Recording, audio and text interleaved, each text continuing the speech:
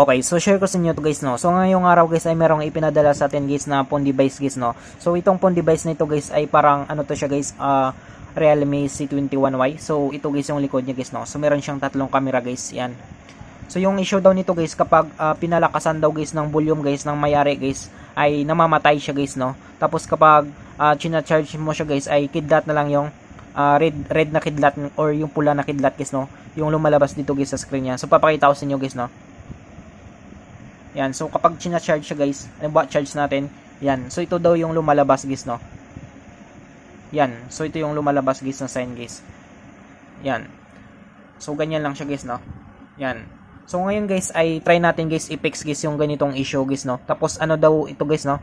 Mabagal daw siya mag-charge guys or mabagal guys kumarga guys yung percentage ng battery niya guys, no. So mari yung ano dito guys yung issue nito guys yung charging pin niya, pwedeng charging pin or dito guys mismo sa battery fuse niya guys, no. So ngayon guys ay bubuksan natin ito guys, napapakita ko sa inyo guys kung paano natin guys i-fix guys yung ganitong issue guys ng phone device niya guys, no. Yan. So una natin na gagawin dito guys ay bubuksan natin guys yung phone device nito. Yan. So kung makita nyo guys, ito guys, tanggalin natin guys yung SIM tray nya. So tanggalin natin yan. So dito guys ay bubuksan natin guys. So para mabuksan natin ito guys, bubuksan natin ito siya paikot guys, no. Yan. So para mabuksan natin ito guys paikot guys, so pwede tayo gumamit dito guys ng pang opening tools natin, yung mga maninipis, or pwede tayo gumamit guys ng kuko natin guys, no. So kapag malambot lang naman guys yung phone device na bubuksan natin guys, so pwede tayo gumamit guys ng kuko natin. So kapag matigas naman guys, so pwede kayo gumamit guys ng pang opening tools nyo guys, no. So ito guys papakita ko sa inyo guys kung paano natin guys buksan guys yung ganitong phone device guys, no. Yan. So dandan lang natin guys, no.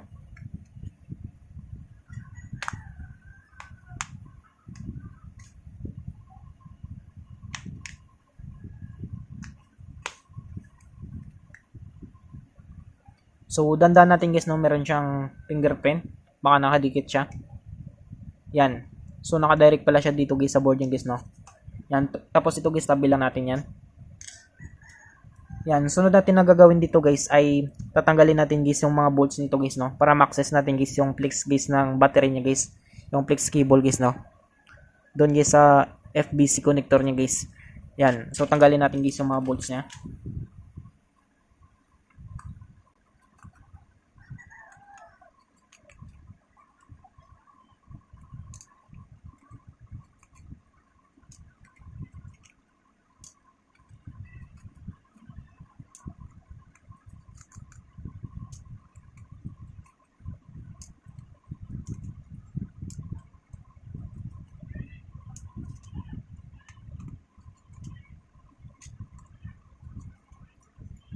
So ayan siya guys, no. So natanggal na natin guys lahat ng bolts na guys, no. So sunod natin na gagawin dito guys ay angatin lang natin guys yung cover guys ng board niya. Yan. So tabi lang natin to siya guys. Tapos ito guys, no, kailangan natin guys matanggal guys yung flex cable guys ng battery niya.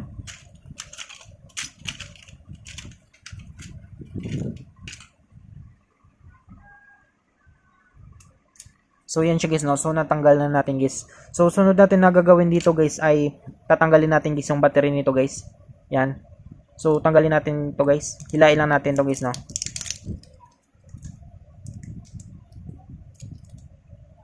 So matigas siya guys, no. So dito guys gagamit lang tayo guys ng ano natin guys, lacquer thinner natin para magpasok guys yung liquid doon sa guys sa loob guys, no. Para palambutin niya guys yung mga pandikit guys sa loob guys. So lagyan lang natin guys kunti guys, no.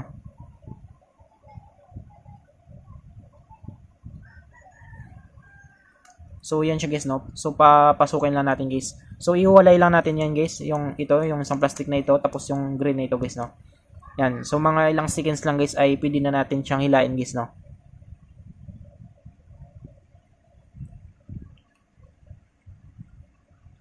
So yan siya guys, no. So ngayon guys pwede na natin siyang hilain guys, no.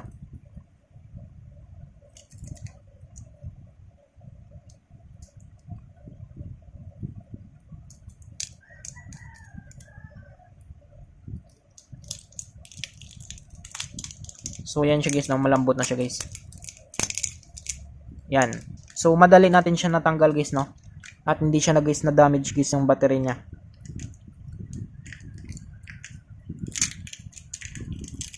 So itabi natin to guys yung unit na ito. Tapos ito guys yung battery niya guys ay gagawin natin dito guys ay jumper natin to guys, no. So papakita ko sa inyo guys kung paano natin siya ginagawa guys. So tanggalin lang natin guys yung plastic na ito guys. So okay naman guys yung connector niya dito guys, no. Wala namang ano guys, corrosion guys. Yan. So dito guys bubuksan natin to siya guys, no.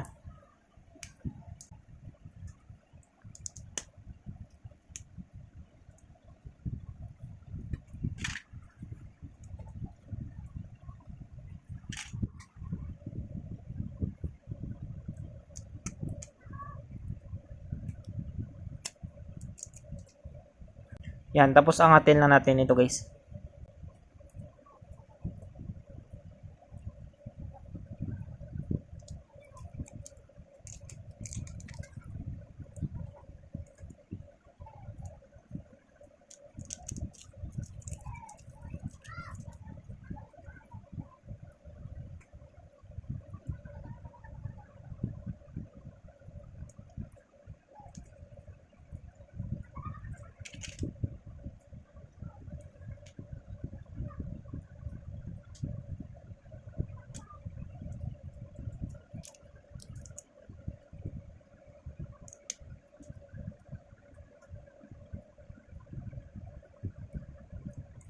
So dito guys ay makikita natin guys yung fuse nito guys, no.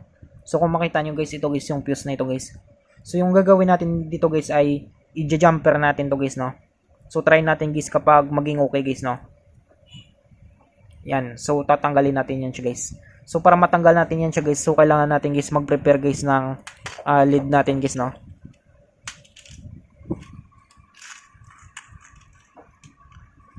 Ito guys, kailangan natin dito guys ng lid.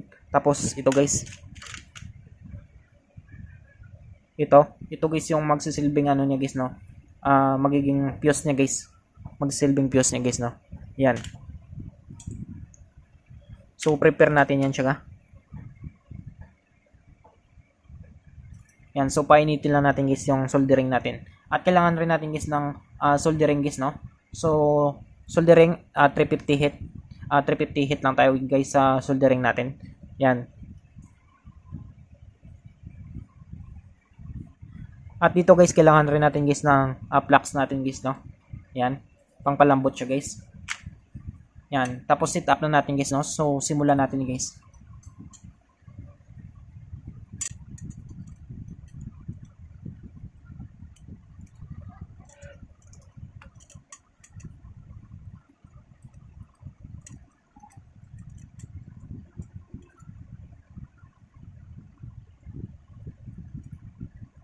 So yan siya guys, no. So una natin na gagawin dito guys ay lagyan natin guys ng mag-inject tayo guys ng flux guys, no. Lagyan natin guys ng konting flux guys. Mag-inject lang tayo konti.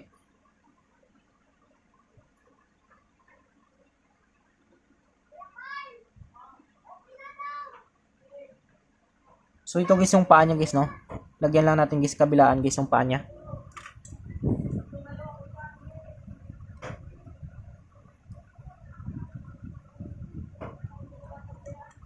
Yan. Tapos guys, lagyan natin guys ng lid. Tapos kunin na natin guys yung soldering natin.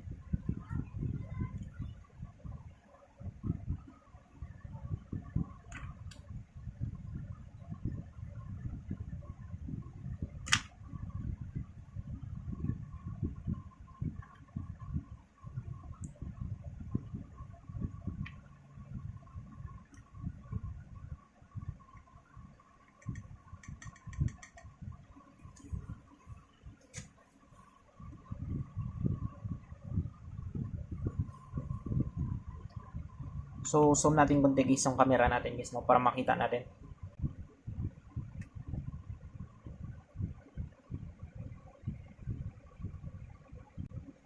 So yan siya guys, no. So ngayon guys ay sisimulan natin.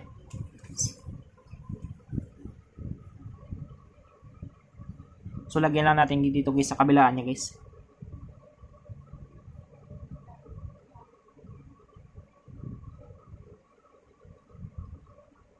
Yan. Tapos guys, tanggalin natin guys, no. Kailangan rin natin guys gamitin dito guys yung ganitong tools natin guys, no. Kailangan natin gumamit guys ng tweezer natin. So malalaman natin siya kapag matanggal guys, no. Kasi pwede na siyang gumagalaw na siya guys. So papakita ko sa inyo guys, no.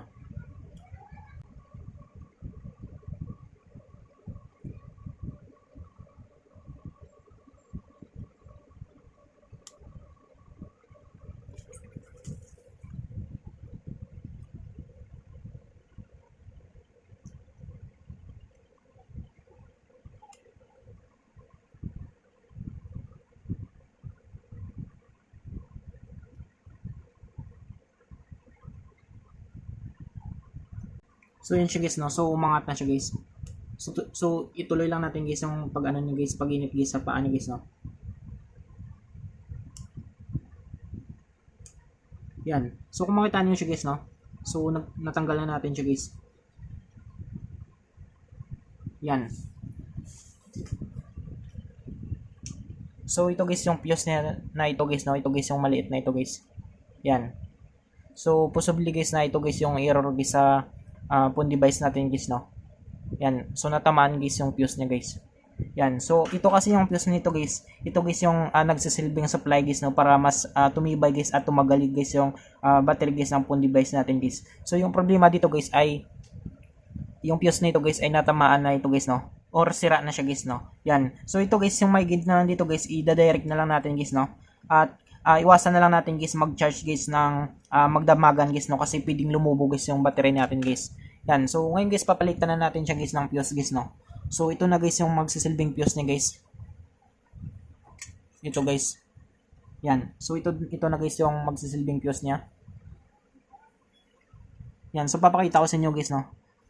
So dito guys kapag sa inyo guys ay ano guys ay konti lang guys yung lead niyo guys. So dagdagan na lang niyo guys, no. Yan. So kapag konti lang yan yung lead niyo guys, so dagdagan niyo guys, no. Yan. So linisin lang natin guys.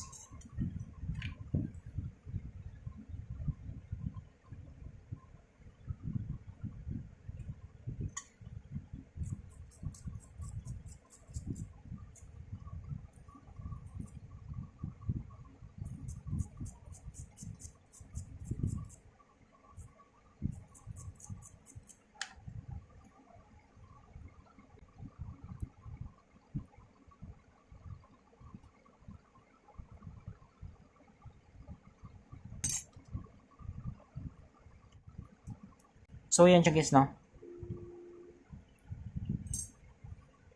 So lagyan lang natin guys ng flux konti guys.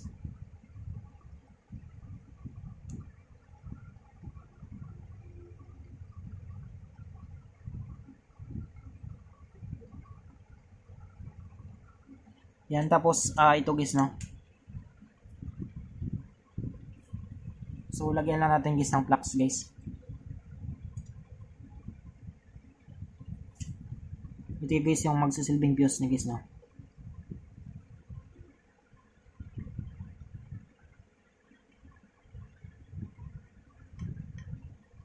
Yan. Tapos ilagay na natin guys, no. Install na natin guys.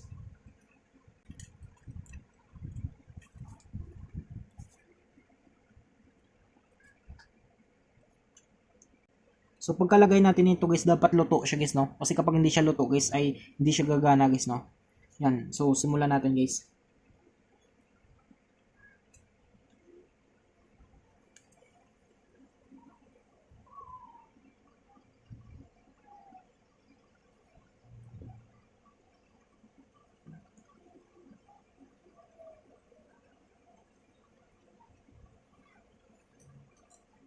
So sum natin guys, no.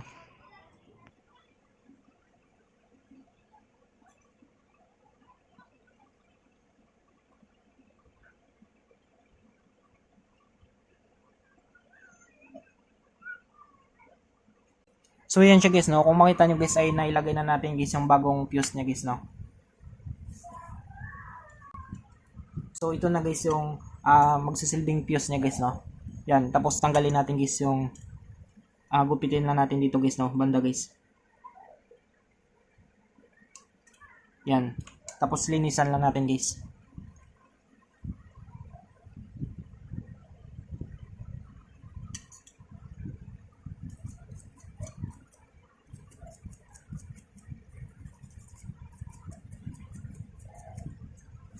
So ayan siya guys, no. Kung makita nyo guys ay nailagay na natin siya guys.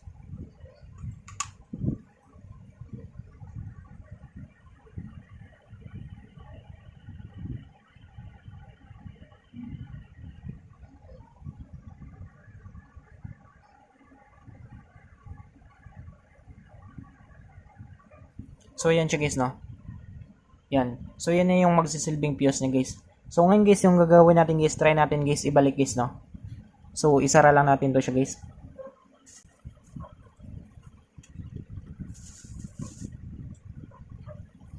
Linisin na natin guys, no.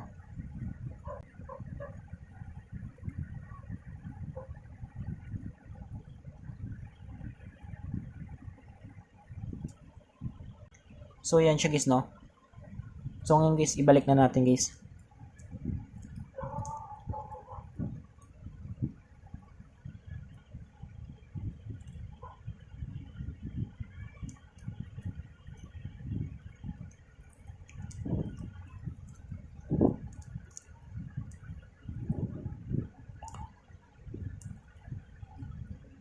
So yan siya guys, no.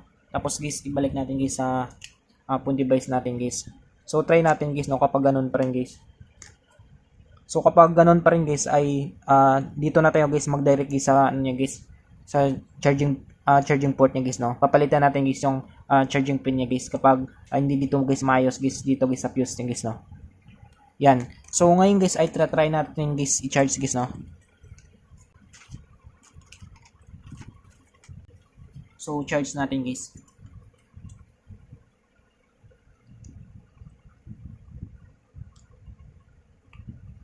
So yan siya guys.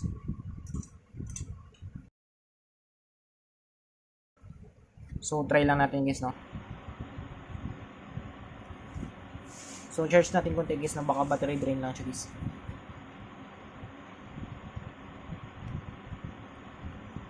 So ayusin lang natin guys yung camera natin.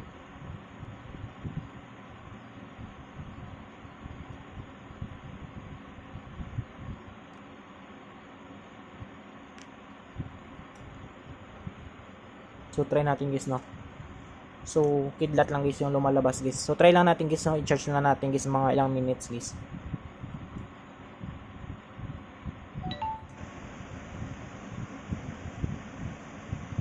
Yan, so yan siya guys, no. So naging white na guys yung red niya kanina guys, no. So try natin guys kapag mag-charge siya guys, no. Yan, so meron na siya guys 1% guys. So ibig sabihin guys ay na-fix natin guys yung issue guys ng phone device guys ni sir na ito guys, no. Yung ito guys ang phone device na ito guys. So pwede niya na ito guys magamit guys, no. So ganun lang kadali guys, no, kung paano natin guys ma-fix guys yung ganong issue guys na biglang namatay guys, no. Or kapag pinatasan niyo guys ng volume guys ay namamatay guys yung phone device niyo guys. So I hope guys na makatulong sa inyo itong video tutorial natin guys. Sa mga bago pa lang sa ating channel guys, no, huwag natin guys kalimutan guys i-click guys yung subscribe at yung notification bell button para ma-update ko kayo guys sa susunod natin na video tutorial. Thank you guys and God bless sa lahat.